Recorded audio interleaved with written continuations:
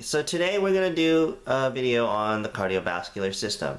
We're going to be dissecting a sheep's heart, and we're going to be naming off some anatomical features of the sheep's heart. Now, I know it's not a human heart, but it's a mammal, and there are some similarities between the human heart and the sheep's heart. So without further ado, let's get started. This outer lining is the epicardium, or the visceral pericardium.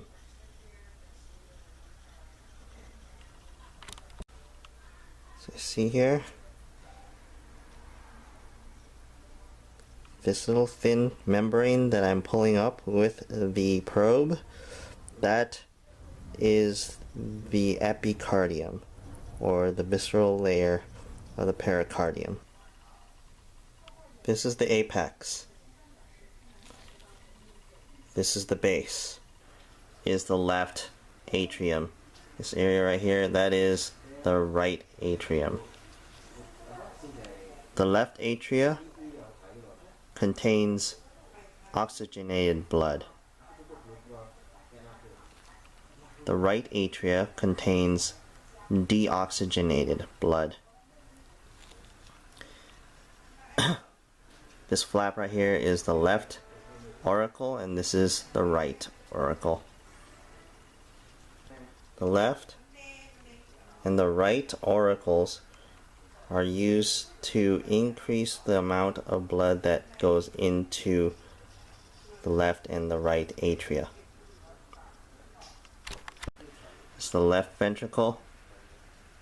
This area is the right ventricle. The anterior interventricular sulcus contains the anterior interventricular artery.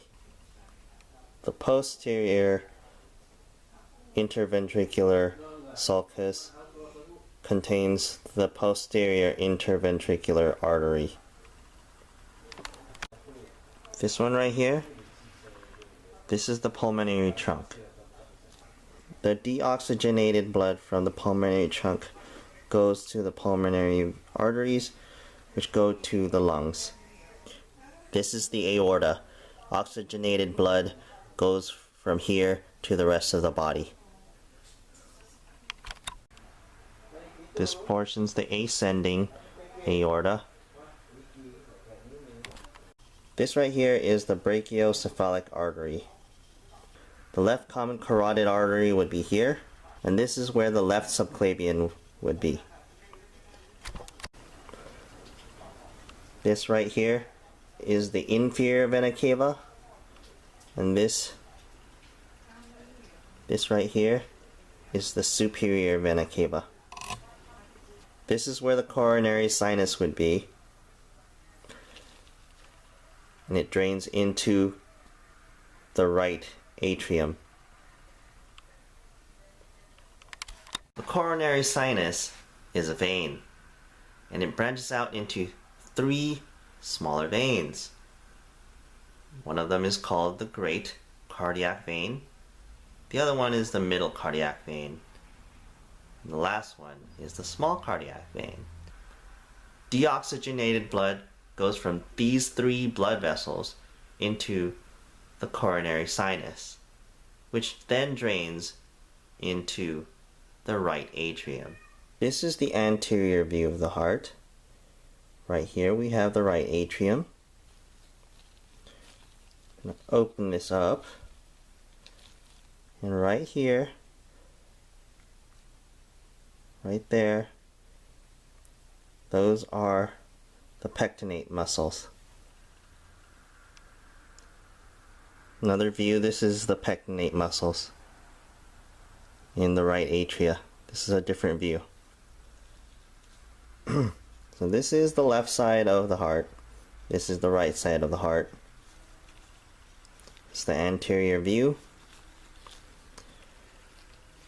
So with that, you can see that the left myocardium the myocardium around the left ventricle is much thicker than the myocardium around the right ventricle.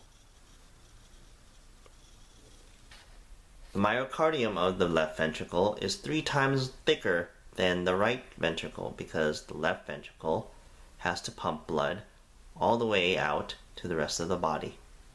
This is the trabeculae carni.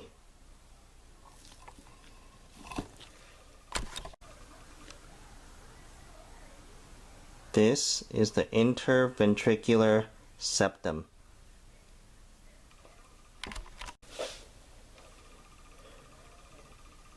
So this is where the bicuspid valve would be. It is also called the mitral valve or the left AV valve. This is where the tricuspid valve would be. It is also known as the right AV valve. These little cords right here, these are the chordae tendineae. These right here, these are the cusps of the valves.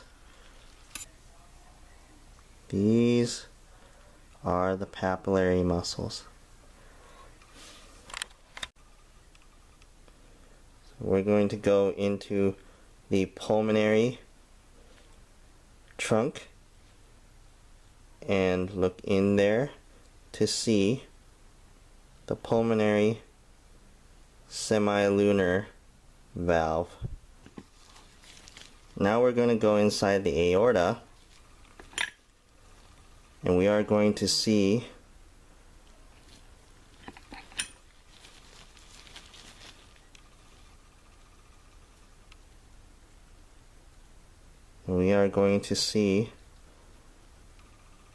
the aortic semilunar valve, which is in there. This is the aortic semilunar valve. Alright, so that concludes this video. I hope you learned a few things and you had fun watching it.